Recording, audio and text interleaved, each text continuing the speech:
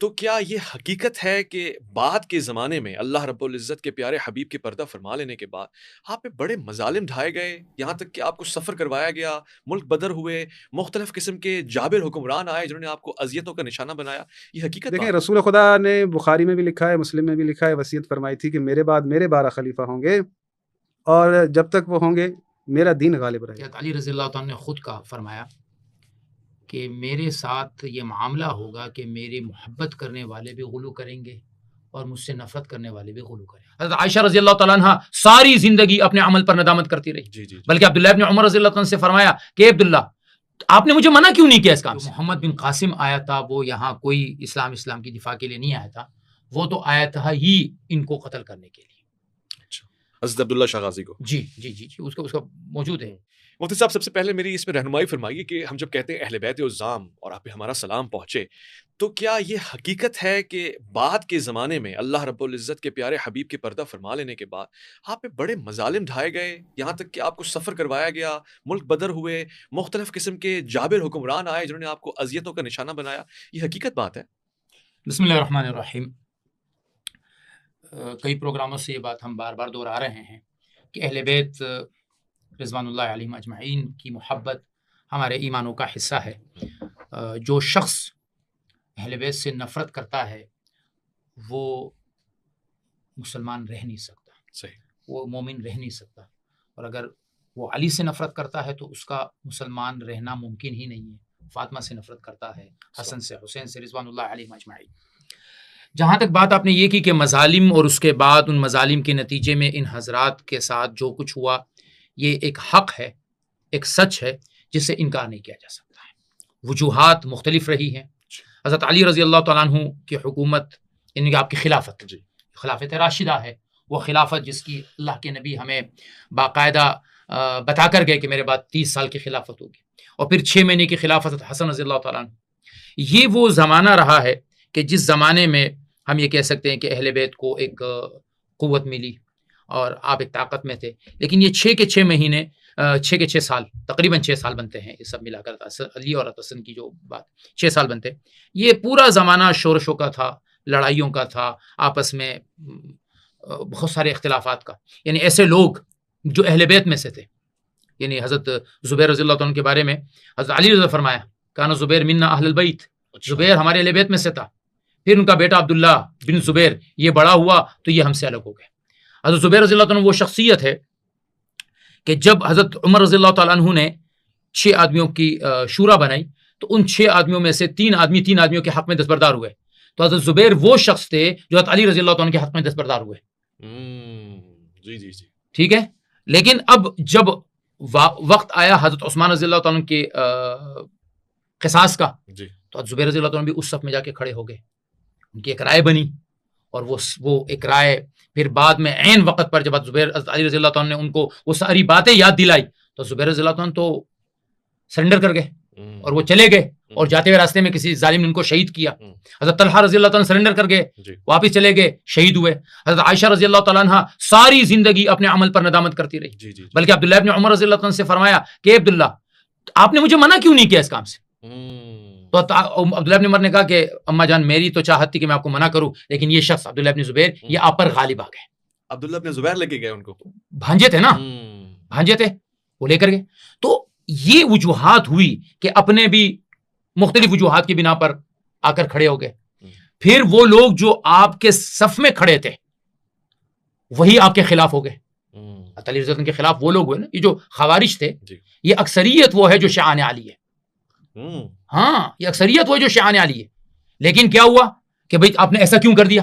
صحیح، آپ نے ایسا کیوں کر دیا؟ بلکہ ایک روایت میں آتا ہے کہ کچھ لوگوں کو حضرت علی رضی اللہ عنہ نے جلایا تھا اس لیے کہ انہوں نے یہ دعویٰ کیا تھا کہ علی جو ہیں یہ خدا ہے، نعوذ باللہ۔ اچھا، یہ وہ نصیری لوگ، جی، تو اس طرح کی وجوہات ہوئی۔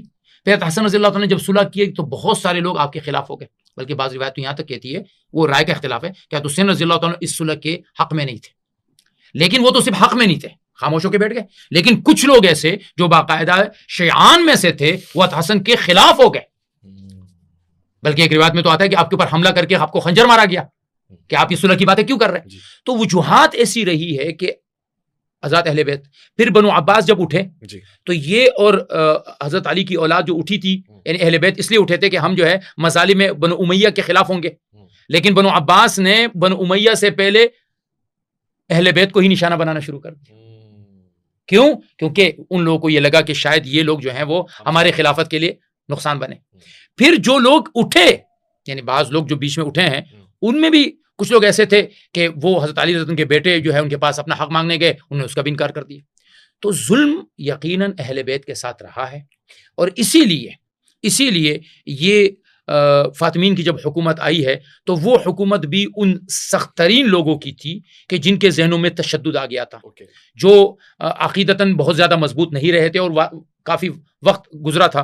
تو اس لیے اہل بیت کے اوپر ظلم ہوا ہے.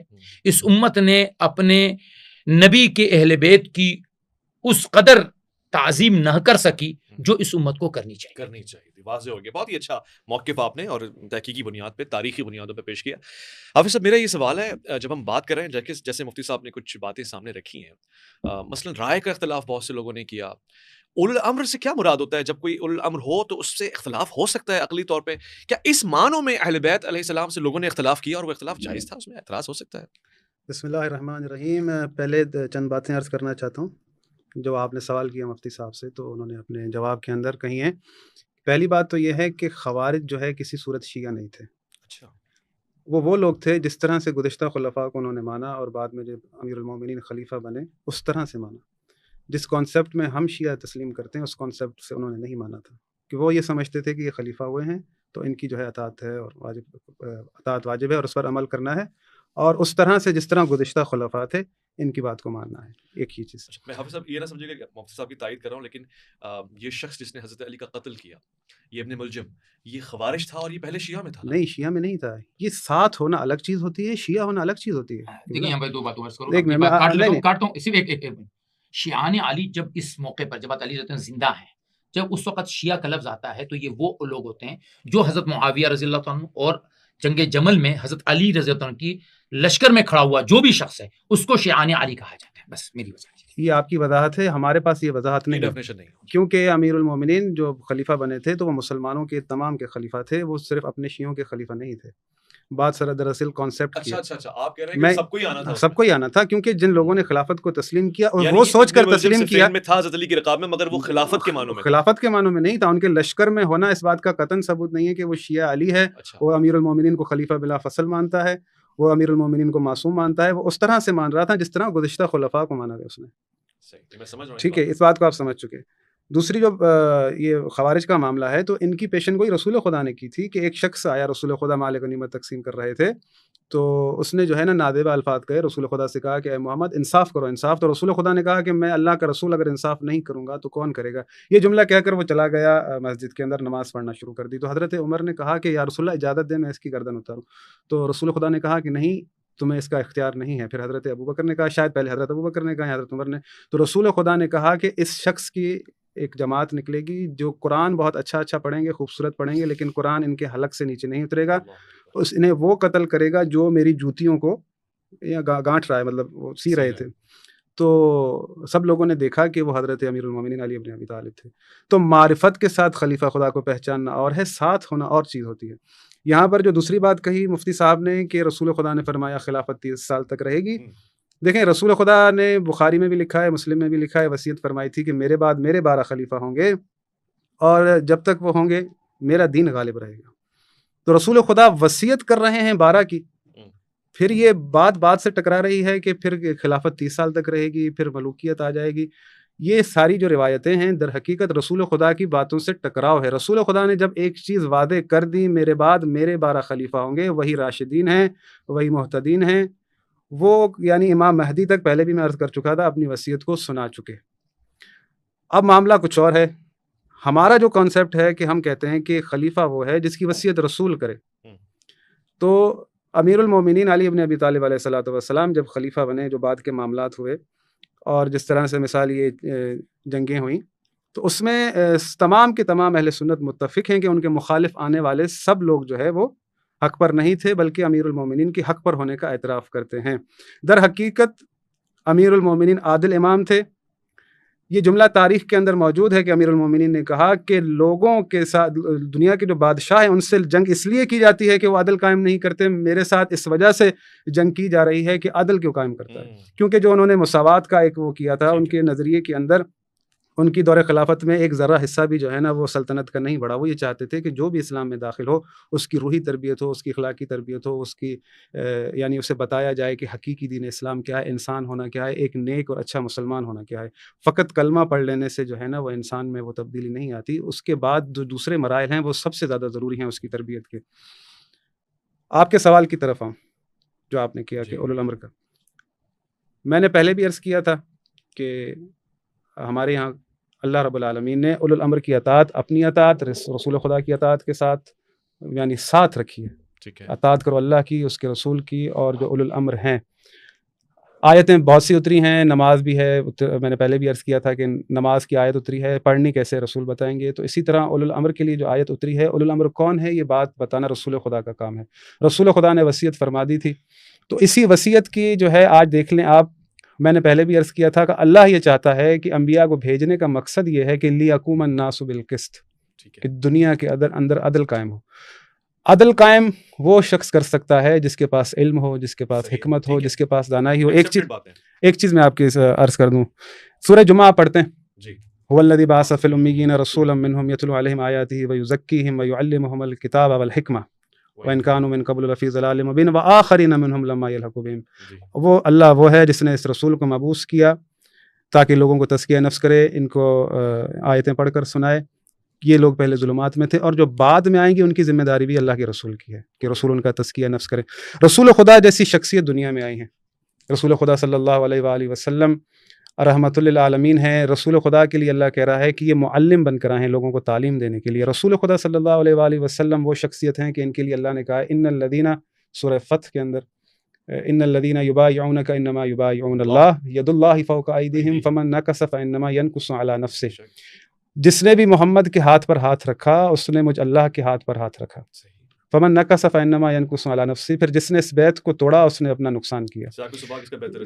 جی، تو جب رسول خدا کے ہاتھ پر اگر کوئی ہاتھ رکھ کر بیعت کرتا ہے تو اس کو تائید مل جاتی ہے اللہ کی طرف سے کہ اس کا ہاتھ میرے ہاتھ میں. رسول خدا جب دنیا سے جائیں تو رسول خدا صلی اللہ علیہ وآلہ وسلم کے بعد ہمارا یہ کانسیپٹ ہے، ہمارا یہ عقیدہ، میں اپنا عقیدہ بیان کر رہا ہوں کہ رسول خدا کے بعد وہ ہاتھ تمام جو بعد والے لوگ ہیں ان کے لیے بھی میسر ہو، جس پر اگر انسان ہاتھ رکھے تو وہ بیعت اللہ کی بیعت ہو اور اللہ کا ہاتھ اس کے ہاتھ کے اوپر ہو. امیر المومنین علی ابن ابی طالب علیہ الصلوۃ والسلام سے لے کر جو امام مہدی تک تمام کے تمام جو رسول خدا کے اوصیاء ہیں، یہ سارے کے سارے اس کیٹیگری پر ہیں جن کے پاس حکمت بھی ہے، جن کے پاس علم بھی ہے. ان کی بیعت اللہ کی بیعت ہے. آج اگر مثال کے طور پر اس دنیا کے اندر امام مہدی آئیں گے، در حقیقت ان کی بیعت اللہ کی بیعت ہوگی. اللہ کا ہاتھ ان لوگوں کے ہاتھ پر ہوگا، کیونکہ رسول خدا کا ہاتھ پر بیعت کرنا اللہ کے ہاتھ پر بیعت کرنا ہے. پھر اس کے بعد میں نے جیسے کہا کہ وہ ہاتھ میسر ہو جس کے ہاتھ پر اگر بیعت ہو تو اللہ کی بیعت ہو. تو غدیر میں در حقیقت یہ فلسفہ یہی تھا کہ رسول خدا نے جو امیر المومنین کا ہاتھ اٹھایا، در حقیقت یہی تھا کہ اللہ کی بیعت جس طرح میری بیعت کے ساتھ ہے وہ ہاتھ میسر کر دیا قیامت تک کے لیے، اپنی وصیت بتا دی. اولو الامر آج اس دور کے اندر کسی بھی صورت آپ حاکم وقت کو نہیں کہہ سکتے. کیوں؟ جس کی اطاعت اللہ نے واجب کی ہے یقیناً سوال کرے گا. میں نے پہلے بھی عرض کیا تھا کہ اللہ نے واجب کی اطاعت سوال کرے گا. اب اگر ہم قیامت میں اللہ کے سامنے پیش ہوں گے تو اللہ اگر سوال کرے کہ میں نے تم پر اولو الامر کی اطاعت واجب کی تھی، تو ہمیں مجبور ہو جائیں گے یہ جملہ کہنے کے لیے کہ جو اس نے اچھا بتایا اس پر عمل کیا، جو برا بتایا اس پر عمل نہ کیا. یعنی ہم اب اللہ کو سکھا رہے ہوں گے کہ بھئی آپ نے تو نہیں بتایا تھا کہ بھئی جو اچھا بتایا اس کی کرنا، جو غلط بتایا اس کی نہیں کرنا. یہ ہم نے اپنی طرف سے فیصلہ کیا. اللہ لوگوں کو منجدار میں نہیں پھنساتا کہ انسان جو ہے اگر مثال کے طور پر اب میرے لیے واجب ہو گیا، ضروری ہو گیا کہ میں خود میں وہ کوالٹی پیدا کروں کہ پہلے امر کو دیکھوں کہ آیا یہ درست ہے یا صحیح ہے، ٹھیک نہیں ہے. تو جب مجھ میں یہ کوالٹی پیدا ہو جائے گی، میں فلٹر کرنے جیسا ہو جاؤں گا کہ امور کو جو ہے فلٹر کر رہا ہوں، یہ اچھا ہے یہ برا ہے، تو میں زیادہ حق رکھتا ہوں پھر اولو الامر بنوں، کیونکہ مجھ میں وہ صلاحیت آ چکی ہے. تو یہ انسان جو دنیا میں رہ رہے ہیں، اس قابلیت کو ہر انسان نہیں پہنچ سکتا کہ وہ سمجھے کہ یہ امر ٹھیک ہے یا یہ غلط ہے. صحیح. تو اس اگر حساب سے اگر ہم سوچیں گے تو در حقیقت اللہ نے پھر انسانوں کو مشکل میں ڈالا ہوا ہے. اللہ کہتا ہے کہ یرید اللہ ان یخفف عنکم وخلق الانسان ضعیفا. اللہ چاہتا ہے کہ تم پر آسانی ہو اور انسان تو پیدا ہی ضعیف ہوا ہے. تو یہ جو چیزیں ہیں جو بیان کی جاتی ہیں، جس طرح سے عقیدہ بیان کیا جاتا ہے کہ اولو الامر جو ہے وہ حاکم وقت ہوتا ہے، یہ قرآن کی روح سے کسی طرح سے بھی ثابت نہیں ہو سکتا. اچھا، آپ نے دو باتیں فرما دی ہیں، ایک تو آپ نے ظاہر خارجی ہونے کے اوپر اپنے دلائل پیش کر دی، دوسرا خلافت اور امامت کا بھی ایک تھوڑا سا لطف آ گیا. مگر جب ہم بات کریں اہل بیت کے موضوع کے اوپر تو مفتی صاحب وہ آپ سے میری بات بھی ہو رہی تھی حضرت عبداللہ شاہ غازی کے حوالے سے جو معروف ہے، اس طرح دیگر سادات، اس کے پیچھے کیا تحقیقی مواد ہے؟ مجھے حافظ صاحب سے ایک شکوہ یہ رہتا ہے کہ موضوع سے بہت دور چلے جاتے ہیں. موضوع پہ رہتے ہیں اور موضوع پر بات کریں بڑا مزہ آئے گا. موضوع میں بہت ساری چیزیں گڑبڑ ہو جاتی ہے تو آدمی ایک ذہن بنا کر بیٹھا ہوتا ہے ایک چیز پر. بہرحال دیکھیے، جیسے ایک روایت ہے نا کہ علی رضی اللہ تعالیٰ نے خود کا فرمایا کہ میرے ساتھ یہ معاملہ ہوگا کہ میری محبت کرنے والے بھی غلو کریں گے اور مجھ سے نفرت کرنے والے بھی غلو کریں گے. حدود سے تجاوز جیسے محبت میں کی جاتی ہے ویسے نفرت میں بھی کی جاتی ہے. محبت بھی ایک درجے میں رکھنی چاہیے اور نفرت کو بھی ایک درجے میں رکھنا چاہیے. عبداللہ اشتر النفس زکیہ عبداللہ شاہ غازی رحمہ اللہ کا نام ہے. نسب لکھنے والے لکھتے ہیں کہ ان کی پیدائش مدینہ منورہ میں 98 میں. اچھا، نسب لکھنے والے لکھتے ہیں. اور ہمارے پاس چونکہ یہ حدیث کے بعد کا زمانہ ہے، نبی علیہ السلام کا انتقال سے کافی دور کی بات ہے، تو اس کے بعد یہ بڑے ہوئے، زمانہ آ گیا عباسیوں کا. صحیح. ابو جعفر المنصور کا زمانہ ہے. روایات کہتی ہے، تاریخی روایت کہتی ہے کہ ان کی شہادت شاید کابل میں ہوئی ہے، شاید کہیں اور ہوئی ہے. اب ہمارے موجودہ زمانے کے ایک مشہور اسکالر کہیں یا پوڈ کاسٹ والے محمد علی مرزا صاحب نے یہ ایک شرلی چھوڑ لی کہ جناب والا جو محمد بن قاسم آیا تھا وہ یہاں کوئی اسلام کی دفاع کے لیے نہیں آیا تھا، وہ تو آیا تھا ہی ان کو قتل کرنے کے لیے. حضرت عبداللہ شاہ غازی کو جی اس کا موجود ہے یوٹیوب پہ. اب میں آپ سے ایک عجیب بات عرض کروں. محمد بن قاسم کی آمد سندھ میں جو ہے وہ 93 ہجری میں ہوئی ہے، اور محمد بن قاسم جب آیا تھا تو وہ ولید ابن عبد الملک کا زمانہ تھا. وہ خلیفہ تھا، یعنی آپ کے سب سے اولو الامر تھا اس وقت. وہ بنو امیہ میں سے تھا. اور محمد بن قاسم ثقفی تھا، بہرحال وہ وفادار بنو امیہ کا تھا. مقصد وہ صحیح. امیر ولید بن عبد الملک مروان ہی تھا نا، یعنی مروان کا بیٹا تھا. آل مروان کا دور تھا تو ان کا خاص عبد الملک بن مروان کا بیٹا ولید بن عبد الملک. تو اب 93 میں ایک شخص آیا ہے سندھ راجہ داہر سے مقابلہ کرنے کے لیے، اسلام کو پھیلانے کے لیے. ٹھیک ہے. ایک بچہ پیدا ہوا ہے 98 میں مدینے میں. ٹھیک ہے. اب مرزا صاحب کا دعویٰ یہ ہے کہ یہ 93 میں جو یہاں آیا تھا نا، یہ 98 میں جو مدینے میں بچہ پیدا ہوا یہ اس کا تعاقب کرنے کے لیے یہاں پہنچا ہے. ایسا نہیں ہے. ایسا نہیں ہے.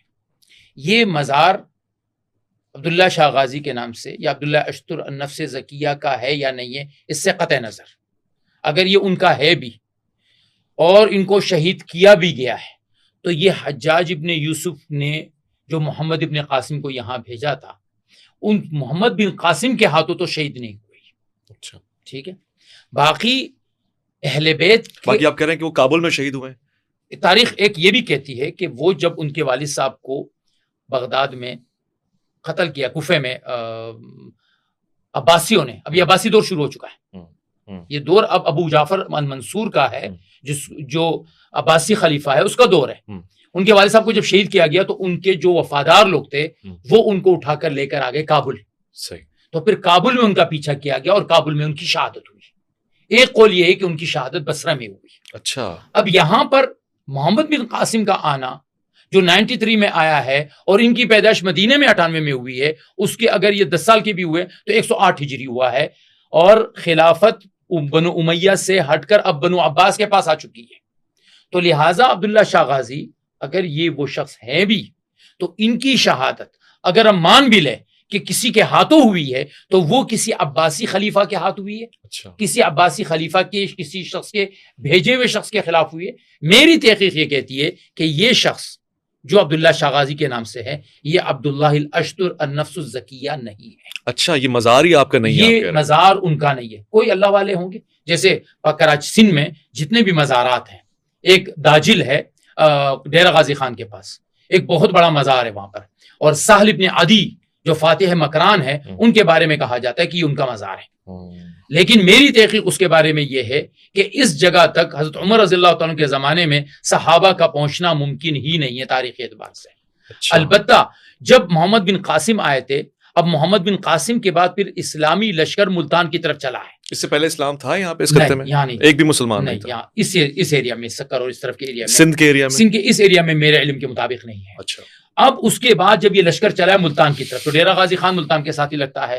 ہو سکتا ہے اس لشکر میں سے کوئی شخصیت ہو جو تابعین میں سے ہو، تبع تابعین میں سے ہو، لیکن صحابی نہیں ہو سکتے. ٹھیک ہو گیا. یہ آپ کی research and you are sure about it کہ حضرت عبداللہ شاہ غازی کا مزار ان کا مزار نہیں ہے جو اس وقت موجودہ کراچی میں معروف ہے، جو جن کو کہا جاتا ہے کہ وہ نفس الزکیہ، وہ یہ نہیں. ٹھیک ہو گیا آپ کی ریسرچ. اچھا، دوسرا حصہ سوال کا یہ آپ نے پہلے بتایا کہ اہل بیت پہ مظالم ڈھائے گئے ہیں.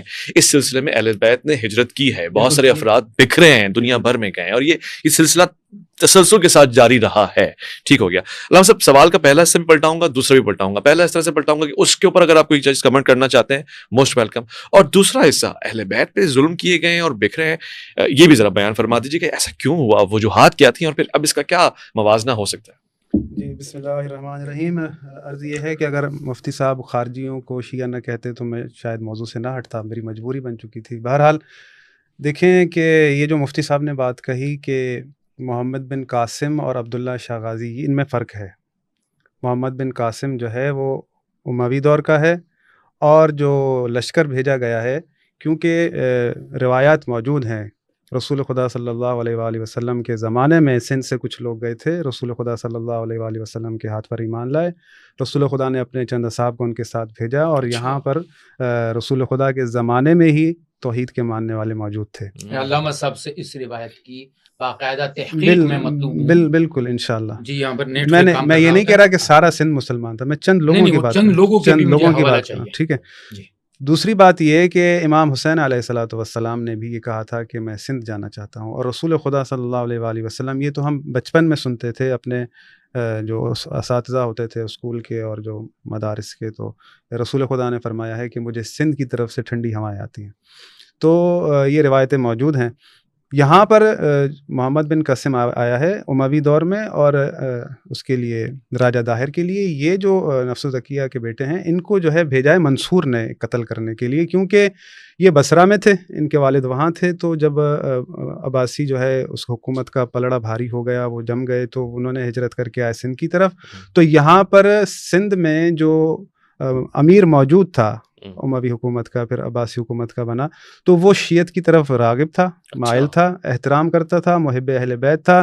تو جب یہ عبداللہ شاہ آئے، ان کے ساتھ جو ہے ان کے اور بھی ساتھی تھے، تو انہوں نے ان کو بڑا احترام کے ساتھ جو ہے نا وہ یعنی استقبال کیا کہ جو ہے اہل بیت رسول میں سے جو ہے وہ ان کے یعنی اولاد میں سے جو ہے میرے مہمان ہیں. تو یہ بات جب منصور کو پتہ چلی تو اس نے لشکر بھیجا اور ان کو قتل کروایا.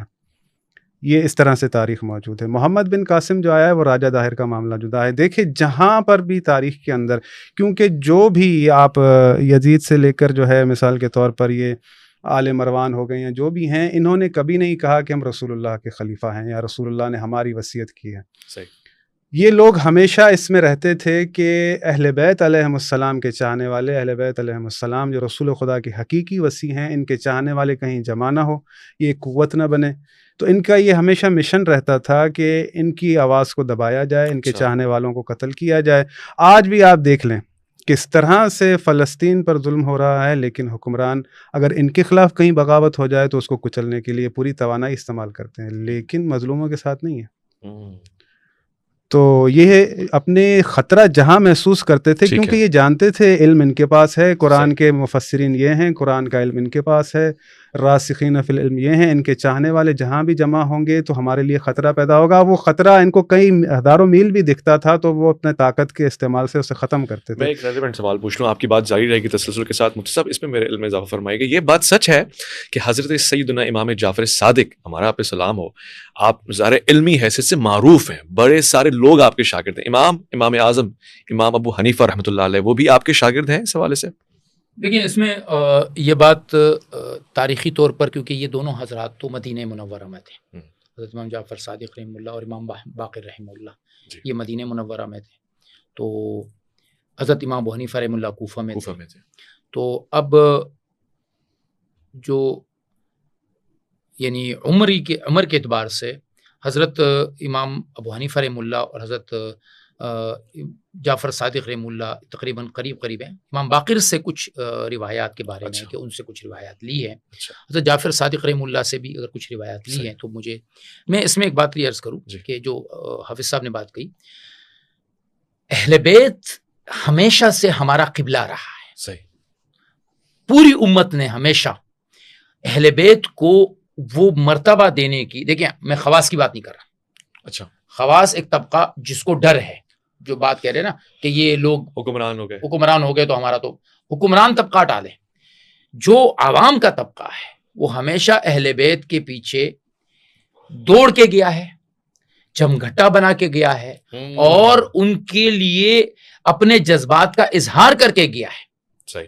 اور اسی بات نے ہمیشہ اہل بیت کے لیے مشاکل اور مصائب کا دروازہ کھولا ہے. اگر اہل کوفہ کی طرف سے ہزاروں خط حضرت امام حسین رضی اللہ عنہ کے پاس نہ آتے تو شاید کہانی کچھ اور ہوتی. شاید اگر اس کے بعد ان کے بھائیوں کے ساتھ بھی یہی ہوا کہ وہ کہیں جاتے تھے تو لوگ جمع ہو جاتے تھے کہ جمع کے ہاتھ پر بیعت کر رہے تھے تو لوگ ان کو قتل کر جاتے تھے. یہ جو انہوں نے ابھی واقعہ سنایا، میں تو محمد علی مرزا کی بات کر رہا ہوں، انہوں نے تو یہ کہا ہے نا کہ محمد بن قاسم اس نے تاریخ غلط بیان کی، انہوں نے صحیح بیان کر دی. اب وہ سندھ میں بیٹھے ہوئے ہیں، اگر وہ سندھ میں ایک چھوٹی سی حکومت بنا لیتے کیا جاتا، لیکن نہیں، ہمارے ایک ٹکڑے پر حکومت بنانا بھی قبول نہیں تھا. تو اس لیے اہل بیت کے اوپر ظلم کا ہونا یہ ہوا ہے، اور لوگوں نے ان کو بحیثیت ایک امام کے، کیونکہ اہل بیت رسول صلی اللہ علیہ وسلم، آج بھی اگر کوئی اہل بیت ہے تو ہم ان کے پیروں میں بیٹھنے کو، باوجود اس علم کی، اس عمر کے، ہم ان کے پیروں میں بیٹھنے کو اپنے لیے سعادت سمجھیں گے. شرط یہ ہے، دو باتیں ہیں، ایک ان میں اپنے نانا جان کی زندگی کی جھلک ہو، اور ایک ان کے نانا جان کے علم کی جھلک ہو.